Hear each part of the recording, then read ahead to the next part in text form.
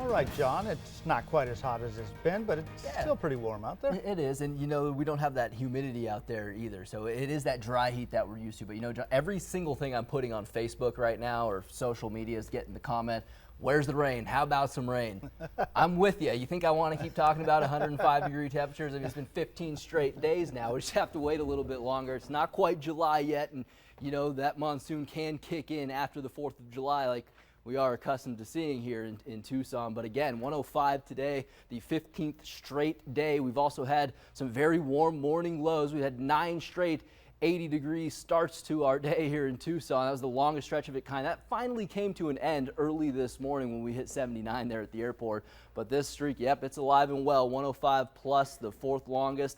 And I think we're going to easily hit 105 again tomorrow, really right on through the upcoming weekend. So this 2017 stretch of 105s could easily be in the top 2 or 3 by the time we're done with it. So temperatures tomorrow, here's what it looks like for your Friday. 100 degrees by your lunch hour, and that puts us on pace to hit about 105, 106 tomorrow afternoon. And again, we'll be dealing with a little breeze at about 10 to 15 miles out of the west-southwest. It's still 102 at the airport now, 103 in Green Valley.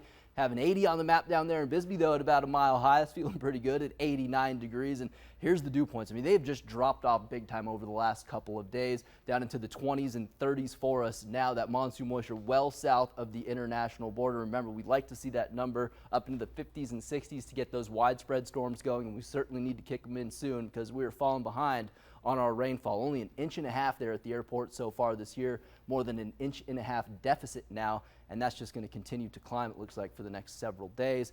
Down into the low 90s by 9 p.m., below that 80-degree mark after midnight tonight here in Tucson, but there's that monsoon moisture way south of the border. You can see it, storms kind of building up in the Sierra Madres there, and that's a good 200, 250 miles south of the Tucson metro. We really need that ridge of high pressure to start to move back over to the Four Corners to draw this moisture up. We're not going to see that tomorrow. We're going to be sunny as we head into Saturday afternoon. Might start to see some of those cumulus clouds building up east of town.